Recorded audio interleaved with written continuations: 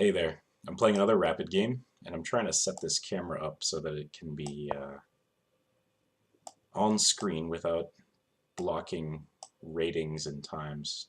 Okay, I'm playing a 2044. I'm going to play the perk defense again. And I've played a few games since my second one.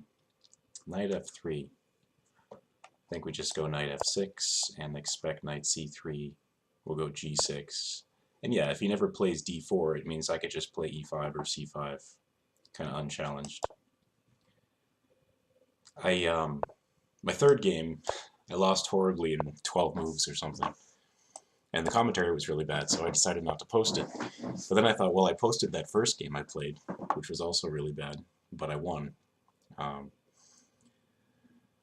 so I'm not sure what I want to do. I don't want to post games that aren't very entertaining for people. So I think I'm going to try to post decent games, but try to have a mixture of wins and losses. So I'm on something like my 10th game now, trying to get my rating up above 2,000, still provisional. All right, how are we going to do this? I think I'd like to play e5 since he hasn't stopped me. And maybe play f5 afterwards, or I'm going to shoot for d5. Okay, bishop to g5.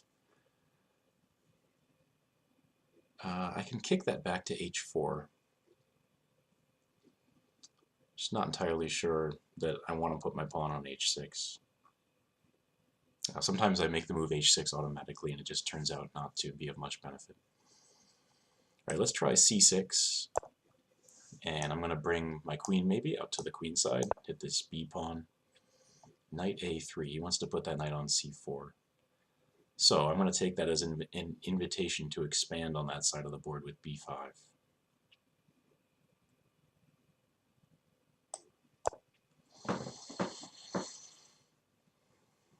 And how am I going to get my pieces developed? This knight will come to d7 at some point. Oh, was that his idea all along? Did he just want to support d4? Could be.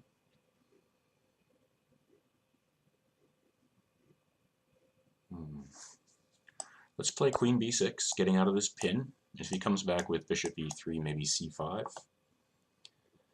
with more space on the queen side, and when he plays d4, I'm hoping I have a knight capture on e4.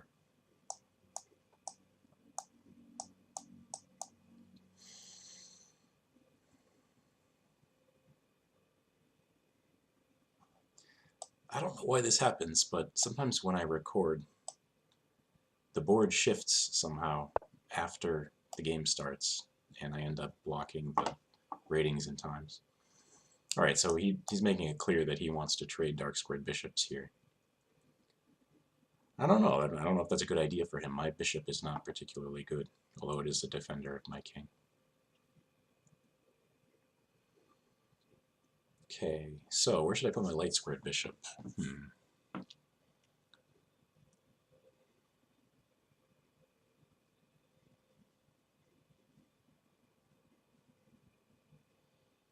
Maybe on b7, and then maybe go a5, b4, and stick this knight on c5. Does that make any sense? In that case, I don't have to worry about this bishop being blocked on this diagonal, so I'll just play knight bd7.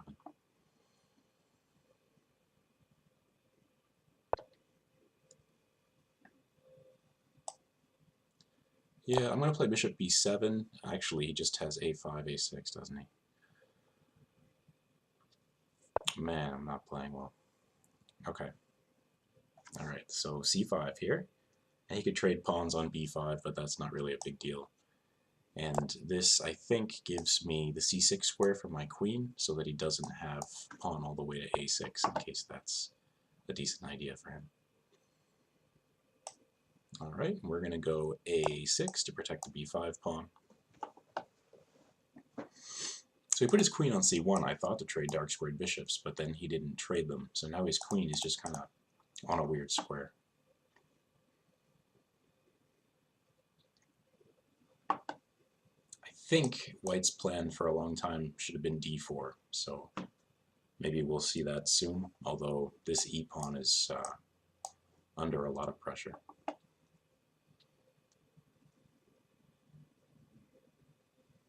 This is actually a pretty nice knight on d7, because it guards two important pawns for me, both of which are doing work to restrict his d-pawn. Alright, do we want to trade on the a file? In general, I don't go for that, unless I have a good reason to. Knight g4 here might allow me to play f5. Maybe I should take this opportunity to play h6 and king h7 and kind of ask him what his idea is. Let's do that. And if he decides to put that rook on the b file, I can either trade or I can play bishop c6 to guard my b5 pawn.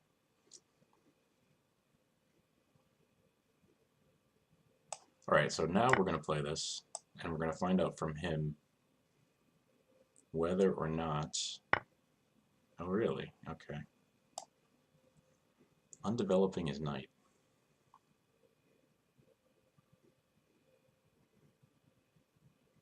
So now I think we go bishop c6 and put a rook on the a file and then put the queen on the a file as well. Maybe I'll throw in knight g4 just to get that bishop to a less active square, and even then, actually then maybe I'll have c4 or just a capture on b4 because of the f2 pawn. Yeah, that looks really strong to me. So let's go knight g4.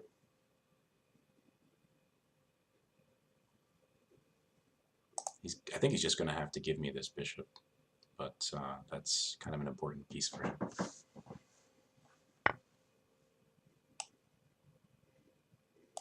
Okay, no problem. We will take back, and then he goes there. Oh, because he wants to meet c4 with d4. But then I take on e4. I don't know about that. Let's play c4. Okay.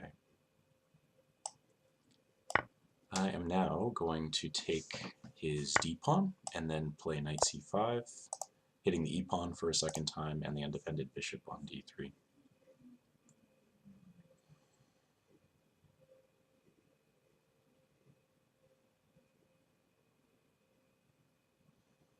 So again, I'm sorry about not posting all the games from the 3rd to the 10th or however many I've played by now. They're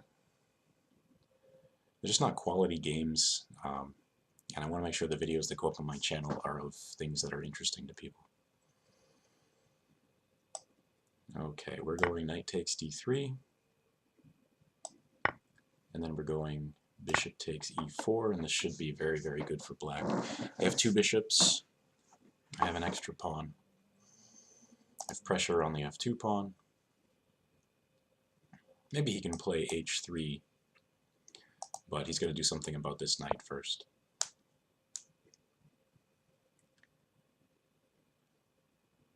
Yeah, fair enough. So he's attacking my bishop, and he wants to just kind of plow through and take the e-pawn.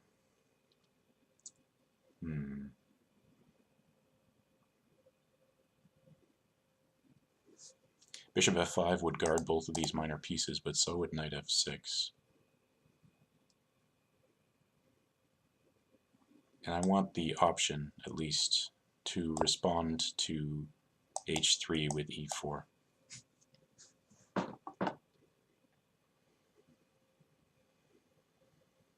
But I imagine he's just going to take this e5 pawn, although there's...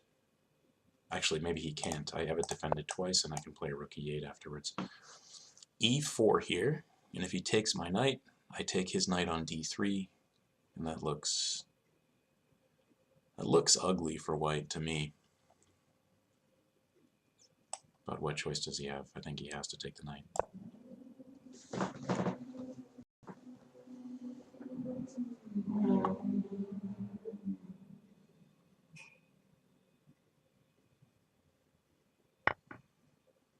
Okay, so we are taking on d3. He has no time to take the bishop on f5, and I have the option to take this pawn next turn if I want. In fact, I can trade pawns and then play rook d8, which will come with tempo because his queen will be sitting on that square. Could also just play bishop e4.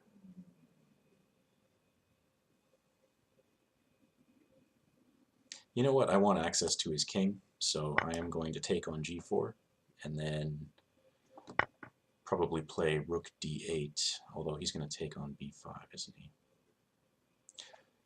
Wait a minute, though. If I play rook d8 and he plays queen b5, I trade queens, trade knights, I play rook d1, threatening the bishop. He has to play king f1, and then bishop takes c3, wins material. Okay.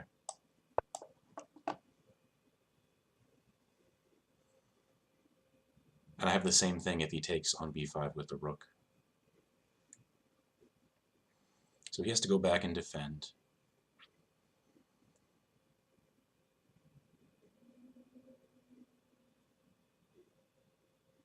How's he going to do that? Maybe queen e4, kind of stopping the pawn doubling, threatening this bishop, but that would invite bishop f5 with a skewer. In fact, I had bishop f5 on the previous move. Whoops. My tactics are not what they used to be, but hopefully as I get back into over-the-board chess and I'm practicing tactics, I'll get somewhere around where I used to be.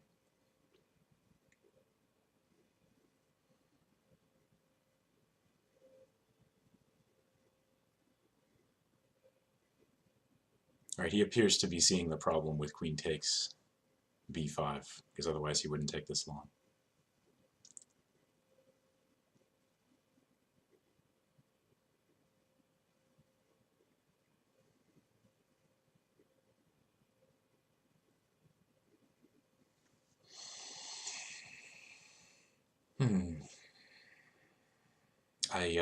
I've got a game coming up this next Wednesday against Paul Godin, who is, I think, well over 1900 and has been above 2000. Maybe above 2000 now, I'm not sure. But he will be my toughest opponent since returning to chess. And the last time we played, he kicked my butt. So I think what I'm probably going to do is, after next Wednesday, show you guys the first game from about a year ago, and then show you what happens next week. Queen e2. Okay, he saw the problem. How do we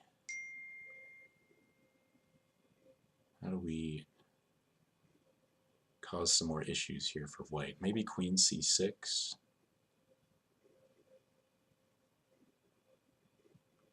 No, queen c6 allows some knight move that... Okay, I'm going to play queen c6 just because there may be rook e8. One sec. Okay. I'm also putting pressure on this c3 pawn and on the knight on f3.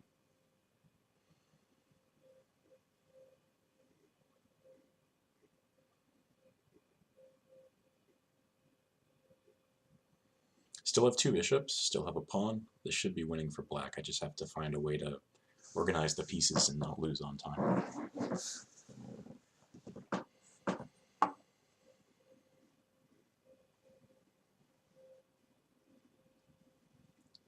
Yeah, I wonder if he's going to go for some kind of tactics with knight d4 or knight e5. I guess knight e5 is no good because I'll play queen takes g2 check. So you'd have to play knight d4.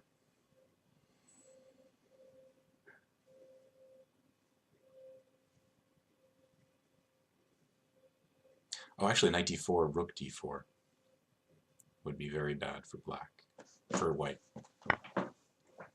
Rook takes b5. Looks dangerous to me. Very dangerous. Okay, I mean, come on, I've got to be winning after rook e8, right, because of the tactics. I mean, I'm hitting f3, I'm going to be hitting e1. I don't think he can survive this. Yeah, at the very least I can take this pawn on f3 at this point. So let's do that. Oh wait, I have rook e1. Right. Yeah, good old rook e1. And I'm going to take this rook on b5, so we win. Alright, and how to get this mate taken care of quickly. I mean, ideally I would put like my queen on f4 and the bishop on e5, but he, actually, once I take his rook on b5, he's not going to have queen e8 check. So I may be able to pull that off, move the bishop out of the way and put the king on g7.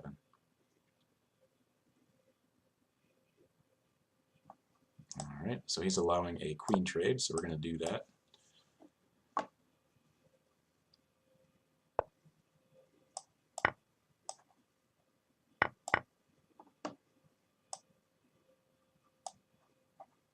h5 against any move, and he resigns. Thank you for watching. I promise I'll post losses too. That third game was pretty embarrassing and the commentary wasn't helpful to anyone, so I decided not to. Alright, thank you. I'll see you at the latest next Wednesday or Thursday after my next over the board game.